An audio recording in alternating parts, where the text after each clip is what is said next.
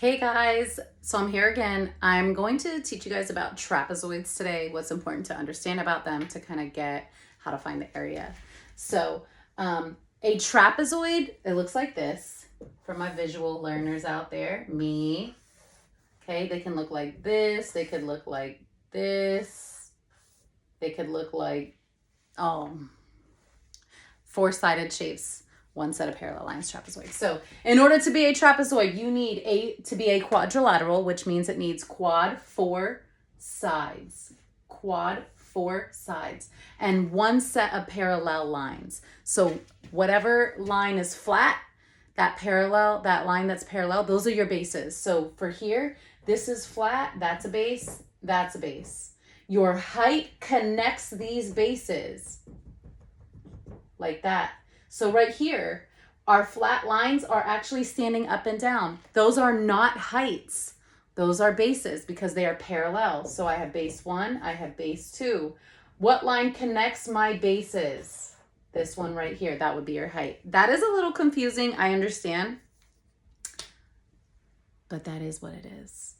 All right, so if you would like to, it would be helpful if you write this down. I'm gonna pause this and then get the next section ready. So you go ahead and pause your screen now to write these pieces of information down. All right, so I'm here with a trapezoid. What makes this a trapezoid? It has four sides. And then look, I have a set of parallel lines. And remember, our parallel lines, those are our bases. So this is a base and this is a base. And then the line that connects those bases, that's my height. So my height is 10. Now, let's looking at the formula. So this might... You're probably looking at it like, what?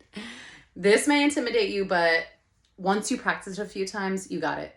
It always intimidates all of my sixth graders. And then once we practice it for like 4 or 5 problems, they're like, no, girl, we got this. We ain't worried about it. I'll be like, I know, I wasn't worried about it either. All right, so here we go.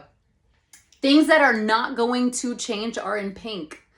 You have these parentheses. They don't go there actually, but I added them in because my students be doing that times height first. Be like, no, you got to divide this. You got to divide this first and then times. So, had to handle that. So it's always a plus sign. That is a common misconception, is always a plus sign. Okay. And then it's always dividing by 2. And then it's always multiplying by the height. These are blue because the numbers will always change. Like this will not always be 15 and 6.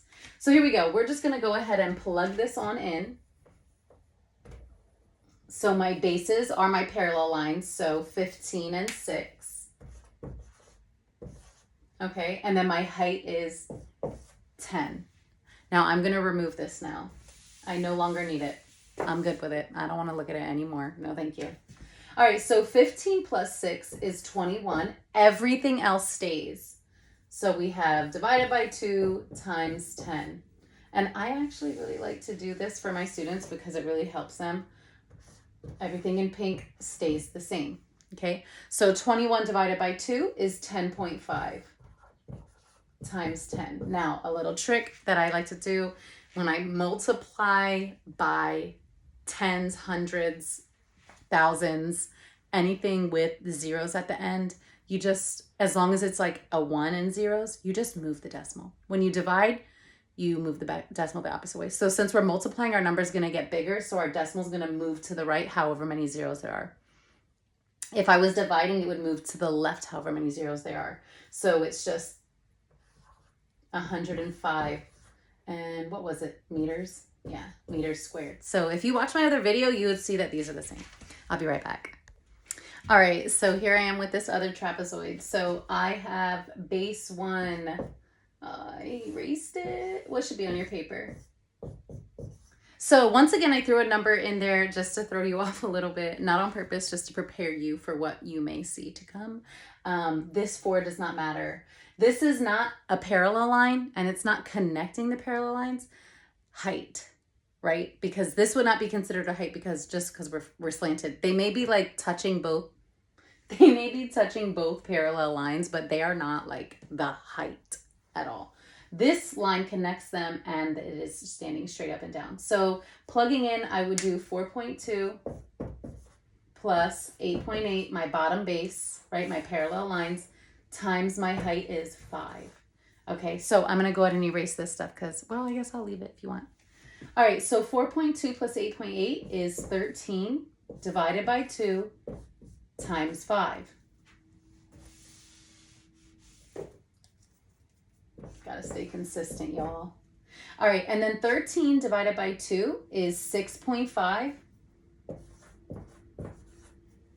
times 5, and that equals 32.5 centimeters squared. If it were me, if I had to choose between breaking the shape down like a composite figure and solving by adding all these areas, or just plugging it into a formula and doing it, I would much rather just plug it into the formula and do it. I hope this was helpful. Bye.